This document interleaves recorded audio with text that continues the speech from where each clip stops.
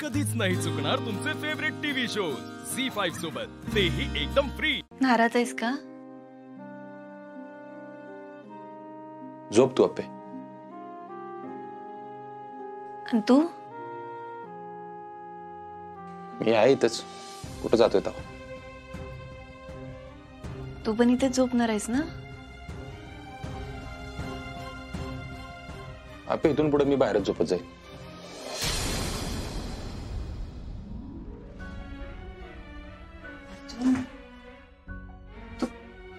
अप्पे बघ, माझी बाजू समजून घे.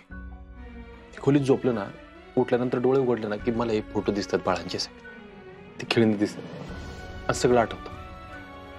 सगळं म्हणजे सगळंच आठवतं. आपण बघितलेली स्वप्न आठवतात, बाळाशी गप्पा मारलेल्या आठवतात, आपण एकमेकांशी मारलेल्या गप्पा आठवतात, तू पाण्यात पाय बुडवून बसणं, दिलेल्या औषधं, सगळं सगळं आठवतं मला. हे सेल्फी, इथे सगळं फिट बसलंय का, मला ते सगळं आठवतं. आणि अर्जुन, अरे एकदम माझ्यासारखा विचार करून बघ की. तुझ्यासारखं म्हणजे? अप्पे मला नाही आवाज येत बाळाचा. माझ्या मनाला मी समजवलेलं आहे की आपलं बाळ जिवंत नाही. अर्जुन, तूच नियतीबद्दल बोलला होतास ना रे. तूच सांगितलं होतंस ना मला, माझा तर नियती नशीब या गोष्टींवर विश्वासच नव्हता. पण आता माझं आहे नाही. अरे पण आजवर होता की. अर्जुन, तूच म्हणायचंस ना नियतीने आपल्याला एकत्र आणलंय. मग आपलं लग्न आठव अर्जुन, आपली पहिली भेट. मी तिकडे शेतावर आली होती नेमका तूच. एक मिनिट अप्पे, तुझा मुद्दा काय? अर्जुन, माझा मुद्दा हा आहे की नियती आपल्याला दिसत नाही ना, पण ती आहे ना.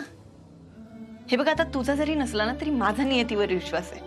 आणि मला असं वाटतंय की आपलं बाळ नियती आपल्याला परत मिळवून देईल.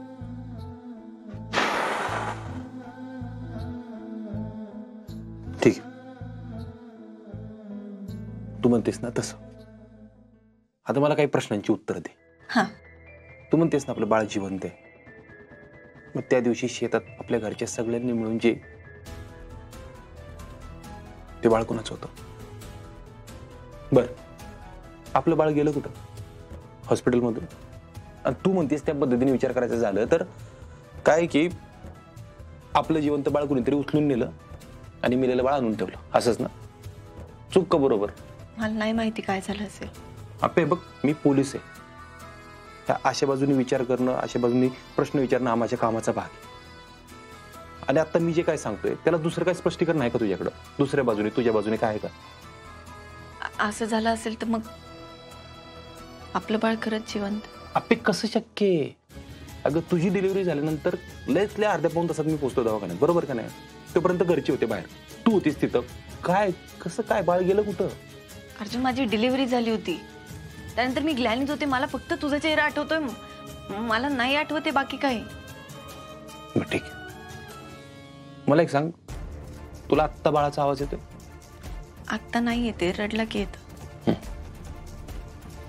आणि हे जे काय तुला वाटतं की हे जे काय वाटतंय बाळाबद्दल, ते आता मध्ये शेतावर गेली होतीस त्यावेळी पण वाटलं ना?